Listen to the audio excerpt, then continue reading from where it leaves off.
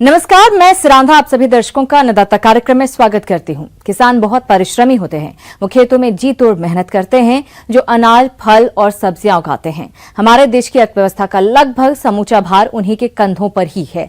ऐसे ही भारतीय किसानों को खेती बाड़ी से जुड़ी हुई बहुत सी नई, रोचक और लाभकारी जानकारियां देने के लिए हर रोज सुबह हम आपके साथ आते हैं। तो चलिए कार्यक्रम शुरू करने से पहले देखते हैं क्या है आज के अन्नदाता में। पॉली हाउस लगाएं और अधिक आय कमाएं।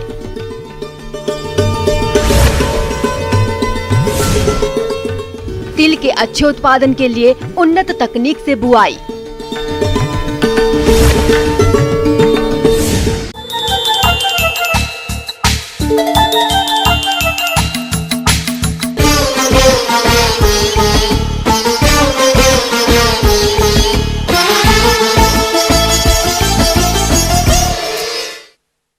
हाईटेक खेती के अंतर्गत प्रदेश के बहुत से किसान भाई पॉली हाउस में टमाटर, खीरा, शिमला मिर्च इत्यादि फसलों की खेती करके अच्छा लाभ प्राप्त कर रहे हैं।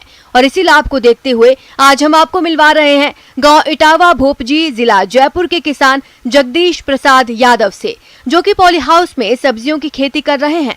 तो आइए जानते हैं इनके अनुभवों को कि ये किसान किस प्रकार से पॉली हाउस में खेती करके लाभ कमा रहे हैं।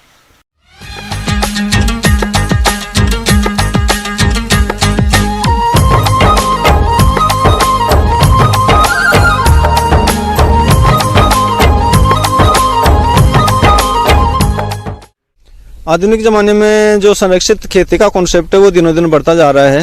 ये जमाने की डिमांड मान लो या आवश्यकता मान लीजिए आप, तो ये मूल रूप से इजराइल का कॉन्सेप्ट है जो संरक्षित खेती का है। तो यही सोचकर मैंने भी ये पॉली हाउस लगाया है संरक्षित खेती के कॉन्सेप्ट के हिसाब से। कृषि में बढ़ती लागत और मंडी में उत्पाद के एक साथ अधिक आवक होने से किसानों को बहुत कम बाजार भाव ही मिल पाता है। इसके अलावा कई बार कीट रोगों के कारण खेतों में संपूर्ण फसल चौपट हो जाती है।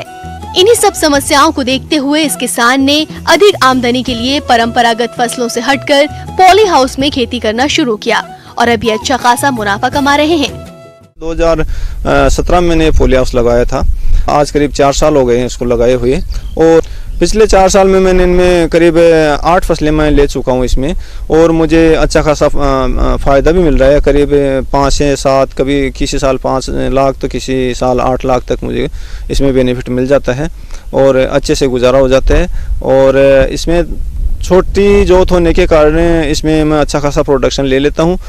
करीब हर फसल का मैं 40 टन से लेकर 60 टन तक इसमें खीरा उत्पादन कर लेता हूँ एक फसल का।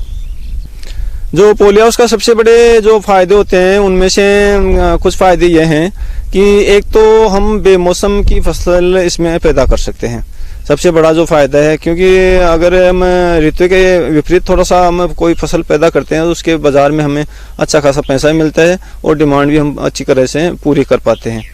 और उसके अलावा जो दूसरा फायदा है वो है कीट पतंगों से और जीवाणुओं से फसल की रक्षा करना। फसल उसके लिए चारों तरफ से एक तो एयरटाइट होता है, उसको एयरटाइट कर सकते हैं। और जो इसके नुकसानदायक जीव जीवाणु जो अगर एक बार फसल में प्रभाव कर भी देते हैं तो उनको हम अच्छी तरह से उनको कंट्रोल कर पाते हैं, क्योंकि ये जाली से अच्छी तरह से ढका हुआ होता है और ज़मीन भी इसकी अच्छी तरह से चारों तरफ से कवर होती है, तो इसमें किसी तरह का कोई प्रॉब्लम नहीं आ पाती है। और जो तीसरा जो सबसे बड़ा फ़ायदा है वो है जो बेमौसम की बरसात रहती है उससे फसल की रक्षा करना, और उसके अलावा जो आंधी तूफान आते हैं उनसे भी हम फसल को बचा पाते हैं। और जो चौथा फ़ायदा होता है वो होता है जो पाड़े की समस्या हो जाती है या किसी तरह की लू वगैरह की समस्या होती है, उससे भी हम फसल को बचा लेते हैं।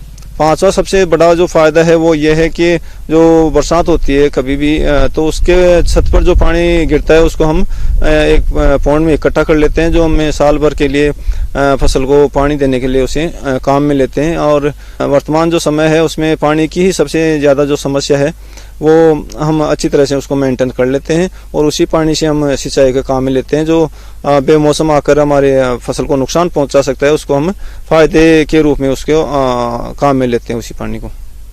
एक जो पॉली हाउस का फ़ायदा होता है वो है पानी की सबसे कम ज़रूरत पड़ना फसल को।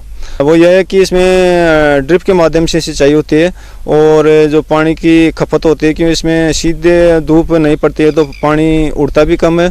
और जो दूसरी बात यह है कि फसल में जो अगर पॉली हाउस के अंदर नमी होती है, अगर नमी कम नहीं होगी तो फसल की पत्तियों से पानी उड़ेगा भी कम, तो फसल भी पानी की अवशोषण कम करती है, तो वो भी एक फ़ायदा हो जाता है। तो पानी बहुत ही कम ज़रूरत पड़ती है पानी की इसमें। प्रदेश के जो किसान भाई इन सभी लाभों को देखते हुए अपने प्रक्षेत्र पर पॉली हाउस लगवाना चाहते हैं तो उनको केंद्र और राज्य सरकार अनुदान भी दे रही है। किसान भाइयों, अनुदान से संबंधित और अधिक जानकारी के लिए आप अपने नजदीकी कृषि विभाग में संपर्क कर सकते हैं। तो इसके लिए जो इसे लगाने की जो प्रोसेस होती है वो तो एक तो सरकार की सब्सिडी के हिसाब से लगा पाते हैं, बाकी वैसे तो बहुत ज़्यादा खर्चा हो जाता है इस पर।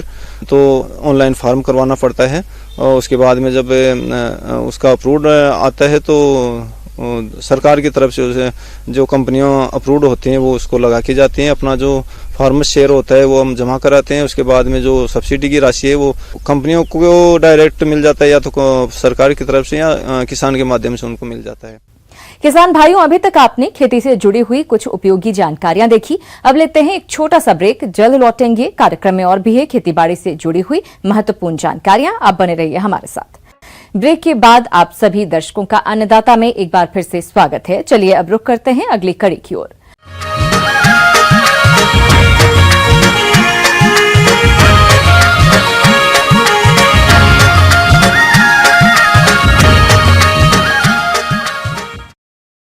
तिलहनी फसलों में तिल का एक महत्वपूर्ण स्थान है, जिसकी खेती हमारे प्रदेश के कम और मध्य वर्षा वाले क्षेत्रों में प्रमुखता से की जाती है।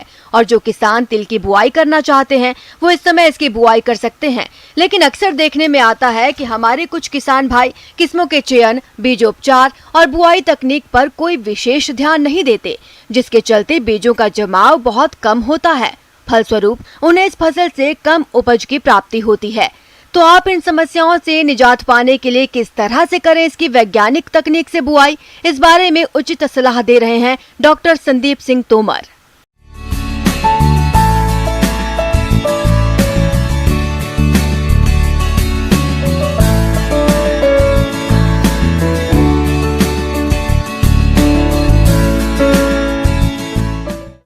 खरीफ में तिलहनी फसलों की बात करें तो वर्षा आधारित जो फसल है उसमें तिल का एक महत्वपूर्ण स्थान है। और इससे जहाँ पर कि पानी की कमी होती है, सिंचाई की कमी होती है, किसान भाई अच्छा उत्पादन ले सकते हैं और अच्छी आय अर्जित कर सकते हैं। क्षेत्र के अनुसार जो उन्नतशील प्रजातियाँ हैं उसमें हम देखें कि जो जवाहर तिल की जो प्रजातियाँ हैं, जवाहर तिल 7, जवाहर तिल 8, जवाहर तिल 22, जवाहर तिल 55 या टीके G32 करके जो प्रजाति है उसको भी आप लगा सकते हैं। 8 से 10 कुंटल प्रति हेक्टेयर तक इसका उत्पादन प्राप्त होता है। अच्छे उत्पादन के लिए सबसे पहले बात आती है कि इसके लिए उपयुक्त प्रक्षेत्र की या मिट्टी का चुनाव की जरूरी है। तो सबसे पहले जो बलुई दोमट मृदा है वहाँ पर इसकी खेती अच्छी होती है। जहाँ पर रेतीली मृदा है, अधिक रेतीली में नहीं होती है, परंतु भारी मिट्टियाँ इसके लिए ठीक नहीं है। तो इस तरह से जो बलुई दोमट रेतीली मृदा है वहाँ पर इसके लिए मिट्टी का चुनाव करें। और दूसरा हम देखें कि जल भराव उन क्षेत्रों में नहीं होना चाहिए। तो इस तरह से मिट्टी के चुनाव के बाद खेत की तैयारी की बात करें तो 3 से 4 बार अच्छी तरह से खेत की जुताई करके खरपतवारों से रहित करें, घास कचरा नहीं होना चाहिए, और जुताई करके पाटा लगा दें इसमें 1-2 बार। खेत भुरभुरी अच्छी तरह से तैयार हो जाना चाहिए। किसान भाई इसमें खाद और उर्वरक की बात करते हैं तो खाद उर्वरक में जो नाइट्रोजन, फास्फोरस, पोटास है इसको रासायनिक उर्वरकों से देते हैं। यदि देसी खाद की उपलब्धता है तो 100 क्विंटल प्रति हेक्टेयर के हिसाब से आप जब ज़मीन की तैयारी कर रहे हैं उस समय अच्छी सड़ी हुई गोबर को खाद का उपयोग कर लेते हैं। नाइट्रोजन, फास्फोरस, पोटास के साथ साथ में ये तिलहनी फसल है, इसलिए 30 किलोग्राम प्रति हेक्टेयर के हिसाब से हमें सल्फर का उपयोग, गंधक जिसे किसान भाई कहते हैं, उसका उपयोग करना भी बहुत ज़रूरी है। तो जो सिंचित क्षेत्र हैं वहाँ पर किसान भाई 30 किलोग्राम नाइट्रोजन के साथ साथ में 30 किलोग्राम फास्फोरस और 20 किलोग्राम पोटास प्रति हेक्टेयर बुवाई के समय उपयोग करें। और शेष जो नाइट्रोजन की मात्रा है 30 किलोग्राम उसको जब पहला पानी लगाएं या बारिश हो, फसल जब आपकी 25 से 30 दिन की हो उस समय छिड़काव द्वारा दे देना चाहिए। परंतु किसान भाई जिन क्षेत्रों में सिंचाई की सुविधा नहीं है वहाँ पर नाइट्रोजन की केवल 30 किलोग्राम मात्रा ही उपयोग करेंगे। बुवाई के समय फास्फोरस 30 किलोग्राम, पोटास 20 किलोग्राम प्रति हेक्टेयर ही उपयोग करते हैं। तो इस तरह से हम खाद उर्वरक का उपयोग करते हुए इससे अच्छा उत्पादन ले सकते हैं। किसान भाइयों, तिल की फसल से आपको अच्छा उत्पादन मिले, इसके लिए आप बीज की उचित मात्रा और बीजोपचार करते हुए वैज्ञानिक विधि से बुवाई कैसे करें, इसकी जानकारी कुछ इस प्रकार से है। इसके बाद आती है बीज की। तो बीज में हम देखें कि इसका 4 से 5 किलोग्राम प्रति हेक्टेयर बीज की बात करते हैं, परंतु बहुत छोटा दाना होने के अनुसार किसान भाई इसको 2 से 2.5 या 2 से 2.5 किलोग्राम बीज है जो प्रति हेक्टेयर के बोने के लिए ही पर्याप्त होता है। तो किसान भाई इसमें फफूंदी नाशक दवा जैसे कि कार्बेंडाजिम है 3 ग्राम प्रति किलोग्राम के हिसाब से बीज को उपचार करने के साथ साथ में थायोमेथाक्साजाम जो दवा आती है उससे भी बीज को उपचारित करें। बुवाई की विधि की बात करें तो किसान आमतौर पर छिड़काव विधि से ही उपयोग करते हैं, परंतु ये अवैज्ञानिक विधि है। बीज की मात्रा भी ज़्यादा लगती है, जमाव भी कम होता है, इसलिए सीड ड्रिल का ही उपयोग करें तो ज़्यादा बेहतर है। लाइन से लाइन की दूरी 30 से 45 सेंटीमीटर रखें और बीज क्या है जो 8 से 10 सेंटीमीटर पौधे से पौधे की दूरी होना चाहिए। और हम देखते हैं कि इसको 1 से 1.5 इंची गहराई पर बीज को ही बुवाई करें। किसान भाइयों, तिल की फसल का उचित विकास हो और इससे आने वाले समय में अधिक उपज लेने के लिए फसल को खरपतवारों से मुक्त रखते हुए सिंचाई किस तरह से करनी है, आइए जान लेते हैं। अब इसके बाद खरपतवार नियंत्रण की बात करें तो खरपतवार नियंत्रण में खरीफ की फसल होने के नाते विशेष समस्या होती है। यदि जहाँ तक संभव हो आसानी से लेबर उपलब्ध हो तो निराई गुड़ाई कर देना चाहिए। पहली निराई गुड़ाई है वो लगभग 20 से 25 दिन की अवस्था पर और दूसरी 40 दिन की फसल अवस्था है उस समय किया जाए। जल प्रबंधन की बात की जाए किसान भाई तो वैसे तो वर्षा आधारित फसल है, इसकी जो जल मांग है बहुत कम है, वो 30 से 35 हेक्टेयर सेंटीमीटर ही है। तो इस दशा में हम देखें कि वैसे तो वर्षा के आधार पर ही उत्पादन होता है, परंतु किन्हीं क्षेत्रों में यदि बीच में वर्षा का अंतराल ज़्यादा हो जाता है तो उस दशा में एक हल्की सी सिंचाई करके आप इसका अच्छा उत्पादन ले सकते हैं। परंतु ये भी ध्यान रखें प्रारंभिक अवस्था में जिन क्षेत्रों में आप तिल रहे हैं वहाँ जल भराव किसी भी दशा में नहीं होना चाहिए। यदि जल भराव होता है तो फसल की जो वृद्धि है, विकास है पौधे का, उस पर विपरीत प्रभाव पड़ता है, फसल आपकी बर्बाद हो जाती है। तो इसलिए जल निकास का समुचित प्रबंधन करें। तो इस तरह से हम देखेंगे कि आप तिल की फसल से अच्छा उत्पादन प्राप्त कर सकते हैं। आगे और भी ये खेती बाड़ी से जुड़ी हुई बहुत सी रोचक जानकारियां, लेकिन यहाँ पर रुकेंगे, एक और ब्रेक के लिए जल्द हाजिर होते हैं। ब्रेक के बाद एक बार फिर से आप सभी दर्शकों का अन्नदाता कार्यक्रम में स्वागत है। बढ़ते हैं अगली प्रस्तुति की ओर।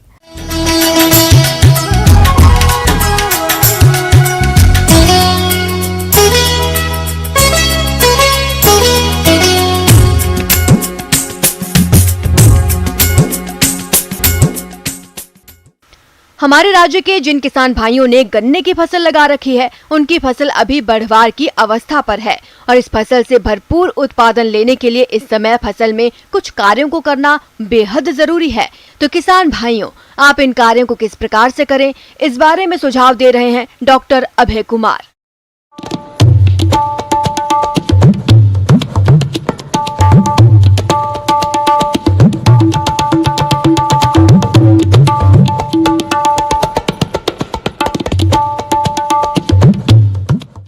जिन किसान भाइयों ने ग्रीष्म शरदकालीन गन्ना का फसल लगाया होगा उन किसान भाइयों के खेतों में गन्ना अभी खड़ी अवस्था में होगी।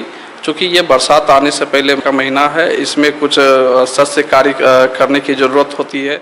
जैसे खरपतवार का नियंत्रण करने के लिए निकाई गुड़ाई का कार्य कर ले। गन्ने की फसल खेत में 12 से 18 महीने तक रहती है। इसके साथ ही इसे अत्यधिक खाद और पानी की आवश्यकता होती है। ये परिस्थितियाँ खरपतवारों की वृद्धि एवं विकास में सहायक होती हैं। गन्ने की फसल में खरपतवार फसल की तुलना में 3 गुना खाद उपयोग करते हैं। इसके अतिरिक्त खरपतवार नमी का एक बड़ा हिस्सा शोषित कर लेते हैं, साथ ही कीटों एवं रोगों के जीवाणुओं को भी आश्रय देते हैं। गन्ने में खरपतवारों की मुख्य समस्या बोने से लेकर मानसून शुरू होने तक रहती है। इस समय गन्ने के पौधे छोटे होते हैं तथा खरपतवारों से मुकाबला नहीं कर पाते हैं, इसलिए गन्ने की फसल को शुरू से ही खरपतवार रहित रखना जरूरी होता है। गन्ने की फसल में उगने वाले खरपतवारों को खुरपी, हो और कुदाली से नष्ट किया जा सकता है। साथ ही 1-2 सप्ताह बाद गुड़ाई करने से खरपतवारों को नष्ट कर सकते हैं। दूसरी बात है कि मिट्टी चढ़ाना होता है। मिट्टी चढ़ाने से पहले यूरिया का जो मात्रा बचा हुआ है वो मात्रा जड़ में उपनिवेशित कर ले तथा समय समय पर इरिगेशन देते रहे, सिंचाई करते रहे, ताकि अगर मिट्टी में दरार आ जाती है तो हो सकता है कि दीमक का प्रकोप बढ़ जाए, कीट व्याधि का प्रकोप बढ़ जाए। उस खेत में अगर दीमक का प्रकोप होने की आशंका है, चांसेस है, तो उसमें 33 किलोग्राम प्रति हेक्टेयर की दर से फ्यूराडॉन को उपनिवेशित कर सकते हैं किसान भाई। उसके बाद मिट्टी को चढ़ा लें। अब हो जाता है क्या कि बरसात में पानी जमने के कारण हो सकता है कि किसान भाइयों के खेतों में जो गन्ना लगा हुआ है वो उसकी गिरने की चांसेस लॉजिंग ज़्यादा हो सकती है।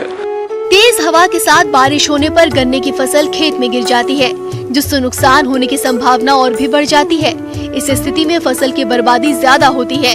इससे बचाव के लिए किसानों को रॉपिक और प्रोपिक यानी कि बंधाई का काम करने की आवश्यकता है। इस विधि में गन्ने की फसल के 2 से 3 झूर या पत्तियों को मिलाकर बांध दिया जाता है। गन्ने डंठल की बंधाई के बाद फसल का समूह मजबूत हो जाता है, जिससे इस पर तेज हवा का प्रभाव नहीं पड़ता और फसल गिरने से बच जाती है। दूसरी बात है क्या कि अभी जो बरसात आने से पहले कलिका रोग, जो एस्मट, जिसको हम अंग्रेजी में एस्मट कहते हैं, कलिका रोग का प्रकोप बढ़ जाता है, होने की चांसेस ज़्यादा हो जाती है। इस कलिका रोग के रोकथाम के लिए हम प्रोपिकोनाजोल 1 ml प्रति लीटर की दर से स्प्रे कर सकते हैं। मॉनसून आने के साथ ही गन्ने की फसल में रोग और कीट लगने की संभावना भी बढ़ जाती है। इस समय पोक्का बोइंग, स्टेम रॉट ज्यादा लगते हैं।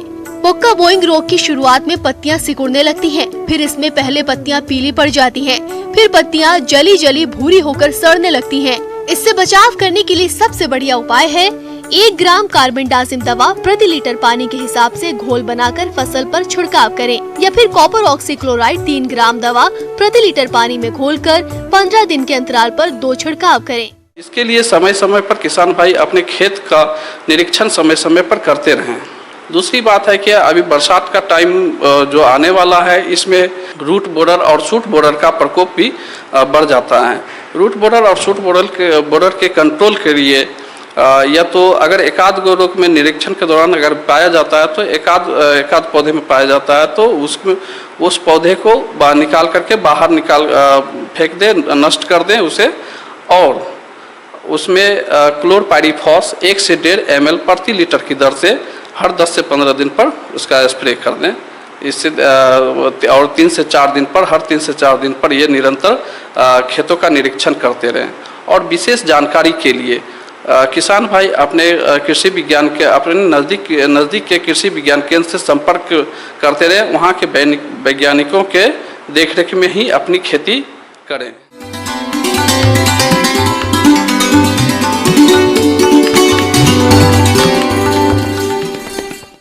अन्नदाता हेल्पलाइन निशुल्क फोन संपर्क सेवा के माध्यम से आपके द्वारा पूछे गए प्रश्नों में से 1 या 2 महत्वपूर्ण प्रश्न को हम अपने कार्यक्रम में शामिल करते हैं। इसी के तहत आज का चयनित प्रश्न और उसका जवाब इस प्रकार है।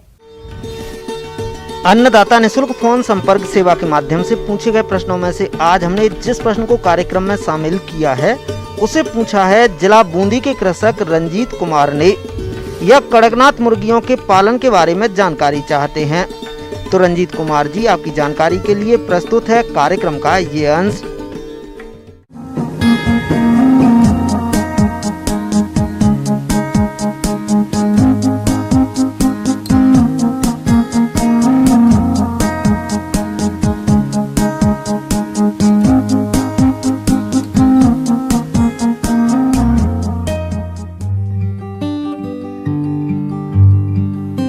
मुर्गी पालन एक ऐसा व्यवसाय है जो आपकी आय का अतिरिक्त साधन बन सकता है।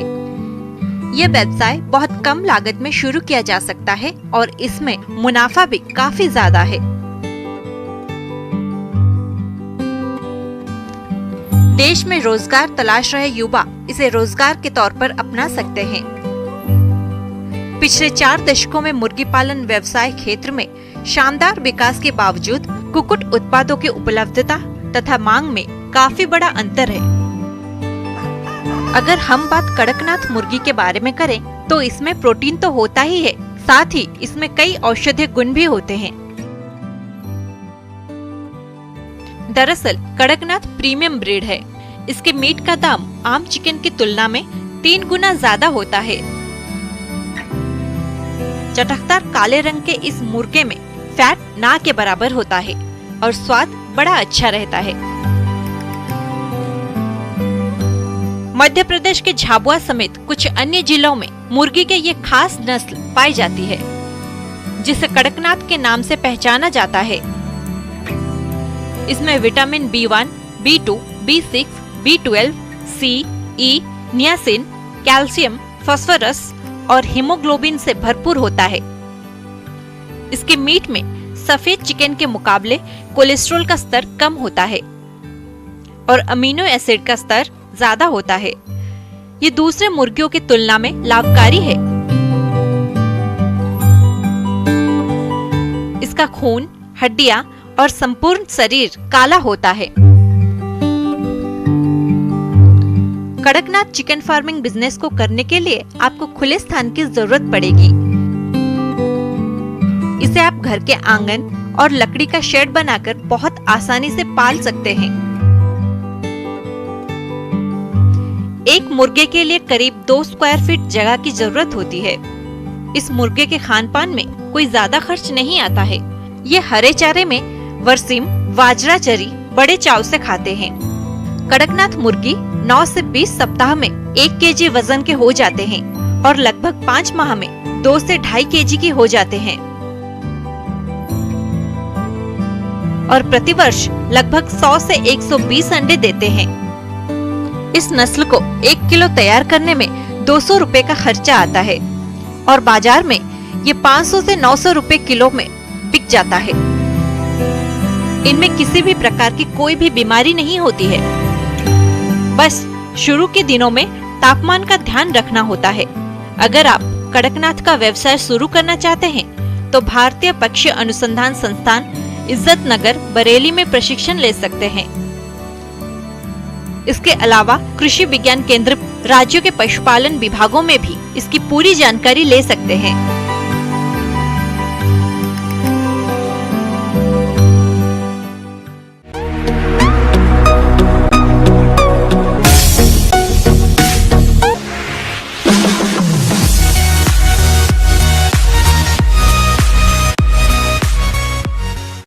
आइए अब एक नजर डालते हैं राज्य की कुछ चुनी हुई मंडियों के प्रमुख फसलों के बाजार भाव पर।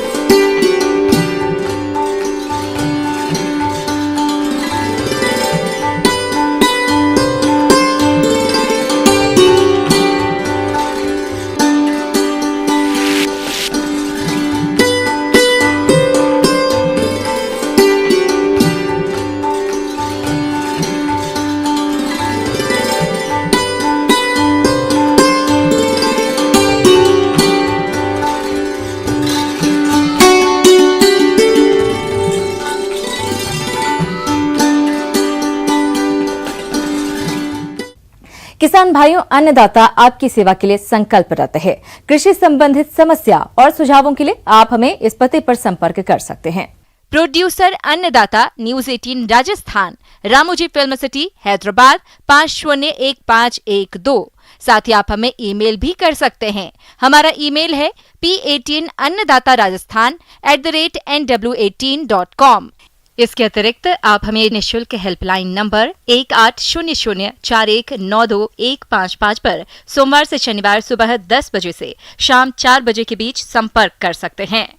किसान भाइयों, अब समय हो रहा है आपसे विदा लेने का, तो हमारी पूरी अन्नदाता टीम को दीजिए इजाजत। कल फिर आपसे मुलाकात होगी कृषि संबंधित कुछ और महत्वपूर्ण जानकारियों के साथ। नमस्कार।